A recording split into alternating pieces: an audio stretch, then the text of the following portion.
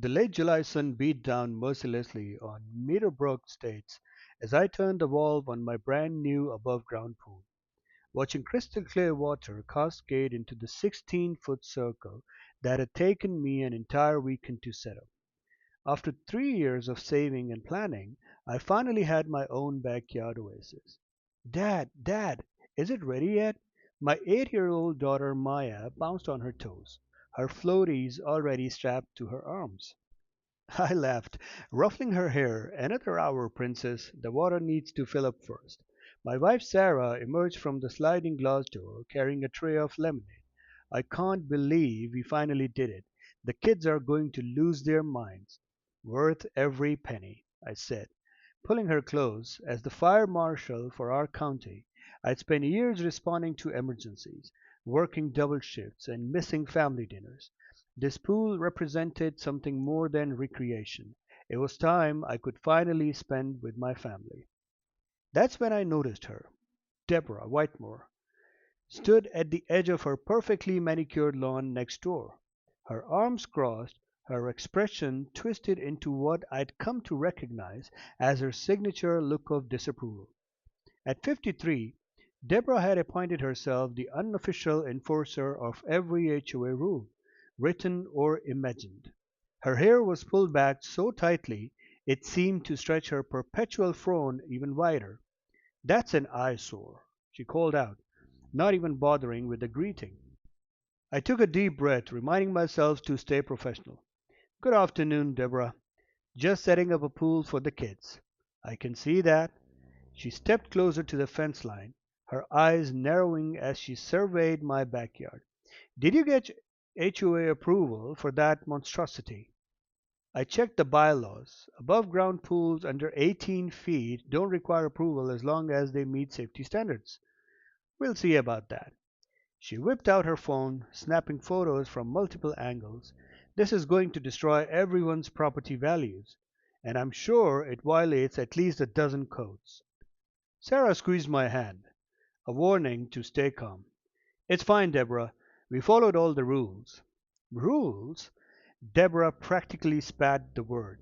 "You people think rules don't apply to you.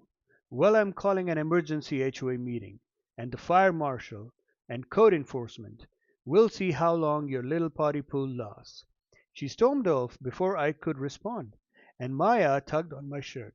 Why is Mrs. Whitmore always so mean?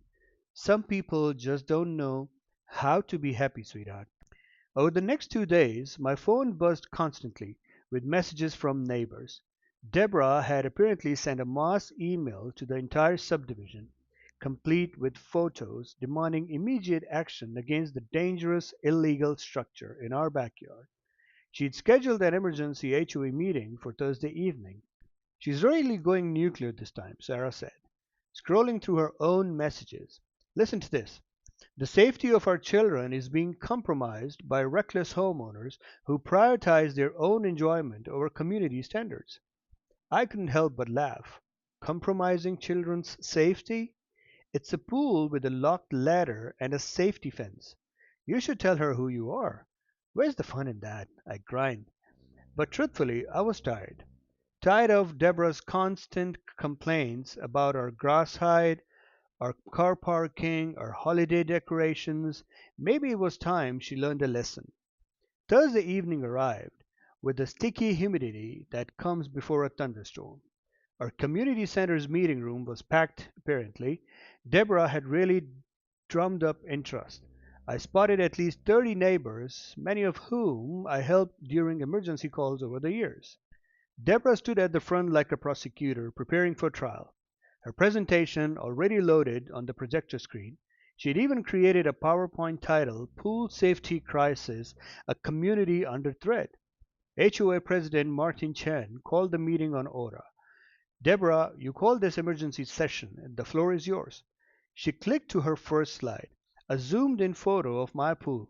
"Thank you, Martin. As you all can see, the Johnsons have erected an illegal structure that poses significant security risks to our entire neighborhood." "It's not illegal," I started, but Deborah cut me off. I wasn't finished. "This pool violates multiple county fire codes. The proximity to the property line, the lack of proper safety barriers, the electrical connections, all of it is a disaster waiting to happen. I've already filed complaints with code enforcement and the fire marshal's office. Murmurs rippled through the crowd. My neighbor Carlos leaned over and whispered, "Did you really not get permits?" "I didn't need permits," I whispered back. "It's all legal." Deborah advanced to her next slide, which showed a news article about a pool accident from 5 years ago in a completely different state. Children die in pools every single day. And when, not if, but when, something happens in the Johnsons' death trap, we'll all be liable. Our insurance will skyrocket. Lawsuits will destroy this community. Sarah reached for my hand under the table, her grip tight. I could feel her anger radiating. "I've taken the liberty," Deborah continued, her voice dripping with self-righteousness, "of personally calling the fire marshal's office 3 times this week. They assumed me, an inspector, would be out within 7 business days to condemn this hazard." "Deborah," Martin interrupted gently, "did the Johnsons actually violate any HOA bylaws?" "The bylaws exist to protect us. If there isn't a specific rule about this, then we need to create one immediately. I move that we ban all above-ground pools effective immediately, and require the Johnsons to remove their within 48 hours." "You can't do that retroactively," I said, finally standing up. "That's not how HOA work." "Oh, so now you're a legal expert." Deborah's eyes flashed. "You're a fighter, Marcus. Surely you, of all people, should understand the dangers here." The room went silent. Several neighbors who knew what I actually did started smiling. "Actually," I said slowly, pulling out my wallet and removing my credentials, "I'm not a firefighter. I'm the fire marshal for this entire county, and I personally inspected my own pool installation to ensure it exceeds every safety standard in the code." The color drained from Deborah's face as I walked to the front of the room and held up my badge for everyone to see. "So when you called the fire marshal's office 3 times this week," I continued, my voice calm but firm, "those calls went to my department. My assistant forwarded me your complaints, all 3 of them." Someone in the back giggled nervously. Deborah's mouth opened and closed like a fish. "Would you like me to address your safety concerns professionally?" I didn't wait for an answer, taking control of her presentation remote. "This pool has a self-locking ladder that meets CPSC standards. The electrical connection was installed by a licensed electrician and inspected. The safety fence you claim doesn't exist. It's 6 feet tall, with a self-closing, self-latching gate. The proximity to the property line is exactly 4 feet, which is 2 feet more than the required minimum." I clicked to her news article slide. "And this tragic accident you're using to fearmonger, it involved an in-ground pool with no barriers and absent parents. Completely different situation." Deborah found her voice, though it trembled. You still should have informed the neighborhood about your plans." "Why?" "So you could file preemptive complaints?" I shook my head. "Deborah, in the past year alone, you filed complaints about 17 different homes in this subdivision. You've called code enforcement, the police, and now repeatedly called my office, wasting county resources on personal vendettas." Martin stood up, his expression serious. "Is this true, Deborah?" "I'm protecting our community." "No," I said firmly. "You're harassing your neighbors, and filing false reports with emergency services is actually a misdemeanor." The room erupted in conversation. Neighbors who'd been on the receiving end of Deborah's complaints started sharing their own stories. The Patels talked about her complaint over their Diwali decorations. The Rodriguez mentioned her calls about their mariachi practice. Even quiet Mrs. Chen admitted Deborah had reported her of feeding stray cats. "This ends now," Martin said, his voice cutting through the chaos. "Deborah, you're removed from all HOA committees effective immediately, and we are implementing a new policy requiring board approval before any member can file official complaints on behalf of the HOA." Deborah grabbed her purse, her face red with embarrassment and rage. "You'll all regret this. That pool is still dangerous, and I'm going to—" "You're going to what?" I interrupted. "File another false report? Because I should mention that making repeated Frivolous complaints to county offices can result in fine and legal consequences. She froze in the driveway. My family's pool is safe, legal, and not going anywhere. I continued, but you're welcome to apologize any time you'd like to join us for a swim. We're having a neighborhood pool party this Saturday. Everyone's invited. Deborah stormed out, the door slamming behind her. Saturday morning dawned bright and clear. By 10 a.m., our backyard was filled with neighbors. 23 families showed up with floaties, towels, and enough food for a feast. The Patel kids taught Maya to do underwater handstands. Carlos brought his famous camastara. Even Martin and his wife came, bringing homemade ice cream. Around noon, Sarah nudged me and pointed toward our back gate.